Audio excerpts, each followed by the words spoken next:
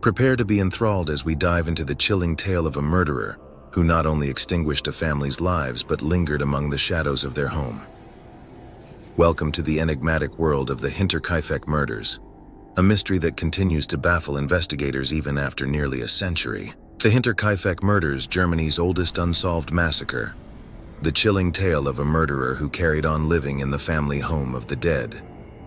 Widowed Victoria Gabriel, 35, lived with her two young children, Cecilia, 7, and Joseph, 2, her parents Andreas, 63, and Cecilia Gruber, 72, and their maid Maria Baumgartner, 44, in Germany. They kept very much to themselves in a lonely Bavarian homestead on the outskirts of town near the woods. Little did they know the farmhouse would be demolished, as neighbors could not bear the ghoulish reminder of what happened there. The neighbors had become concerned when young Cecilia missed school for several days. The entire family missed church, and their post piled up at the post office uncollected. A search party discovered the bodies of the maid and the 2-year-old boy slaughtered in their beds. The rest of the family's bodies were found in the barn. They were stacked up one on top of another in the barn, covered with hay. The injuries were brutal: smashed skulls, strangulation, shattered jaws, and gaping wounds, all caused by a mattock, pickaxe. The 7-year girl was found with clumps of her hair in her hands, torn out in shock and distress. She survived for several hours after the deaths of the other members of the family. Nearly 100 years later, the case remains unsolved, and the identity of the murderer is unknown to this day, despite police interviewing over 100 suspects. Not only was the crime as terrifying as any horror film, the more you look into the story, the more disturbing it becomes, as the killer is not the only bizarre and unexplained detail surrounding the case. 6 months before the murders, the family's former maid quit her position. Why? Because she feared that the house was haunted after hearing footsteps and voices from the attic during the night. The new maid was murdered on the very first day of her new position. In the weeks leading to the attack, Andreas found scratch marks on the lock to the tool shed, a strange newspaper in the house, and that house keys had disappeared. He also found footprints in the snow that lead into the house but never left. Nobody had been outside the house after the snow had fallen. On the 31st March 1922, the killer somehow lured each family member to the barn one by one. They killed them all in the same way, a combination of strangulation and beating them to death. They then beat the maid Maria to death in her bed, followed by 2-year-old Joseph in his cot. Now, perhaps even more disturbing, the killer did not flee the scene. The bodies were not discovered for 4 more days. One reason was that smoke was still coming out of the farmhouse chimney, making neighbors think that the family was home. The killer took residence in their home for several days after. They ate the family's food and even tended to menial tasks about the farm, such as feeding the animals and milking the cows. 3 men investigated the farm 4 days later: Lorenz Schlittenbauer, Michael Pearl, and Jakob Sigel. They discovered the barn door open, revealing the horror within. Michael and Jakob said that Lorenz behaved suspiciously, seeming to be unnaturally calm and comfortable with touching and moving the bodies. The murder weapon, the pickaxe, was found 1 year later in the attic. There were multiple theories and many suspects interviewed in the aftermath of the murders. Some initially thought that Andreas had committed the murders and then committed suicide. There were previous allegations of domestic violence against him, but this was quickly disproven by autopsy. It was impossible that any of the victims' injuries were self-inflicted. The case was quickly dismissed as a robbery gone wrong, as nothing of value had been taken. There was even money and jewelry left in plain sight. Here are the 2 most popular theories.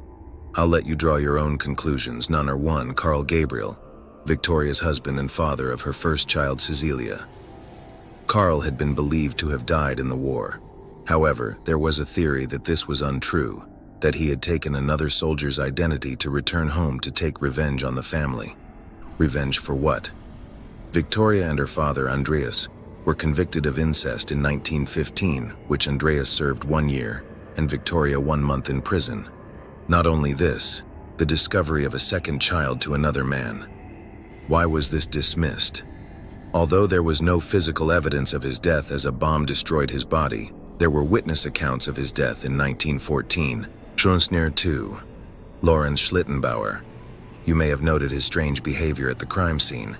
He also knew the layout of the homestead and the location of things like the animal's food. The motive was obvious. He was believed to be the father of Victoria's youngest son, Joseph. He, however, was unsure of this. He claimed that Joseph was, in fact, the son of Victoria's father, Andreas. He refused to marry Victoria or pay her child support as he was sickened by their incestuous relationship. He later accepted paternity and paid child support, yet continued to claim that Andreas was the father. It was well known that he and Victoria had many blazing rows. Why wasn't he convicted? Lawrence was asthmatic, and it wasn't believed that he would be physically capable of beating 6 people to death. He had not been spotted near the property in the days surrounding the murders. He was now married and had not been missing from his marital home at the time. Facts that make it even weirder. Upon searching the attic, police found not only the murder weapon but also food scrapes. Tiles had been removed so that the family below could have been tracked. It is believed that the killer may have been living in the attic for a significant length of time. In 1923, only 1 year later, the farm was destroyed and replaced with a memorial to the victims. All 6 heads of the victims were removed by the court physician and sent to Munich for further investigation. While there, they were given to clairvoyance. All 6 bodies are buried without their heads. The heads were lost during the Second World War and have never been found. In 1971, a woman called Teresa came forward and claimed that 2 brothers named Carl and Andreas committed the murders. She claimed this from overhearing a visit to her mother from their mother when she was 12 years old. Their mother later committed suicide by building a pyre in her kitchen, sitting in the middle of it, and setting it on fire. This was dismissed due to a lack of evidence and no connection between the men and the family. In 2007, this was reopened as a cold case, using modern-day forensics. They have narrowed down their conclusions to the most likely suspect, but have not made the information public. They can never be sure of the truth, as all suspects are now deceased. The Hinterkaifeck murders are the strangest unsolved mystery of the grisly underworld of true crime. There is a whole myriad of unanswered questions, and each question raises yet another. If you found this exploration of the Hinterkaifeck murders as intriguing as we did, don't forget to like, share, and subscribe for more captivating stories from the world of true crime and mysteries. Join us on our next adventure as we uncover more enigmatic tales that will keep you on the edge of your seat. Until then, remember, the world is filled with mysteries waiting to be unraveled, and the answers are often hidden in the most unexpected places.